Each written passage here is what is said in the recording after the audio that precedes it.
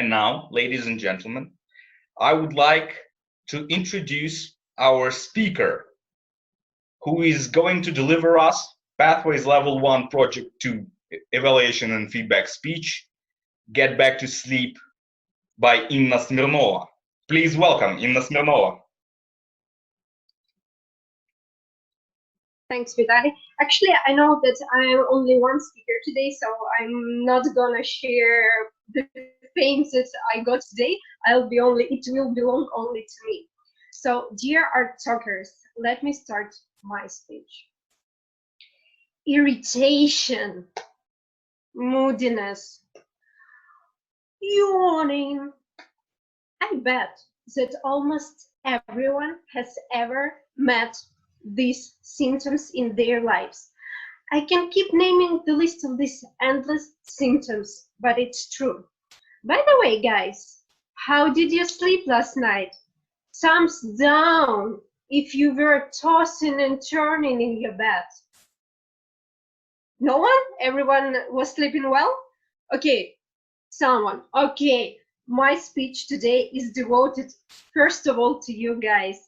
I want my speech to be a real eye-opener and also a reminder for everyone why sleep is so vital and essential for us. Actually, modern people, I don't know why, they take sleep for granted, and we deprive ourselves 2 or even more hours a day each sleep. But what is sleep actually? Sleep, it is a vital process that balances, regulates, and fixes all systems of our bodies while we are just sleeping. The next question comes immediately. I sleep 6 hours a day. I feel alive next morning. I think, I walk, I work. Do these 2 or 3 hours really matter in our lives? My answer for today is yes, they do. At night, our body produces special natural killer cells that are responsible for getting rid of and killing all unwanted elements in our bodies. And these cells, they fight even with tumor cells. And in fact, if you shorten your sleep just at least in an hour a day, 5 days in a row, the production of this cell drops up to 70%. What does it mean? It means your immune system almost doesn't protect you at all. As you see, sleep deprivation doesn't affect only our body, it also affects our brain. American neuroscientist Matt Walker, he conducted an experiment with a group of people who didn't get a full 8-hour sleep.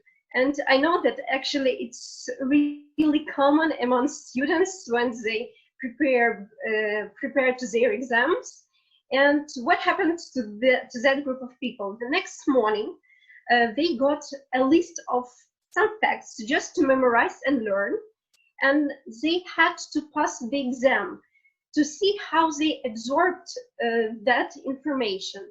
As a result, the information was absorbed only in 50%. So actually, it's disappointment for us. Also, with the help of MRI scanner, scientists, they spotted that the part of our brain, one of the parts of our brain that is called hippocampus, in the MRI shots, it was completely deactivated. There was no signal that this part of the brain was working. And the most fascinating fact that I was amazed by about deep sleep. I'd like to highlight this word deep sleep. It means no drinking water at night, no tossing and turning, just sleep. What's going on in our brain when we are in a deep sleep? During deep sleep, our brain emits special signals and brain waves that work as transmitters. They transfer all information from our short-term memory to our long-term memory. And if you disrupt this process, if you wake up, this system fails. And what happens? All your information from short-term memory, it's just erased. It's not transferred at all. No new knowledge, and it's pity. And also, I'd like to say that systematic disruption, it leads to crucial diseases such as dementia. And actually, right now, we know this disease is uncured. As you can see, fooling your sleep, it's not the best choice that modern people do right now. And I absolutely sure that later we will be forced to repay this debt to our bodies with some crucial consequences, with some diseases. And in my opinion, I think that modern people should realize and keep in mind that the better and more we sleep, the more productive and happy we are the next morning. And only then we are ready to conquer this world.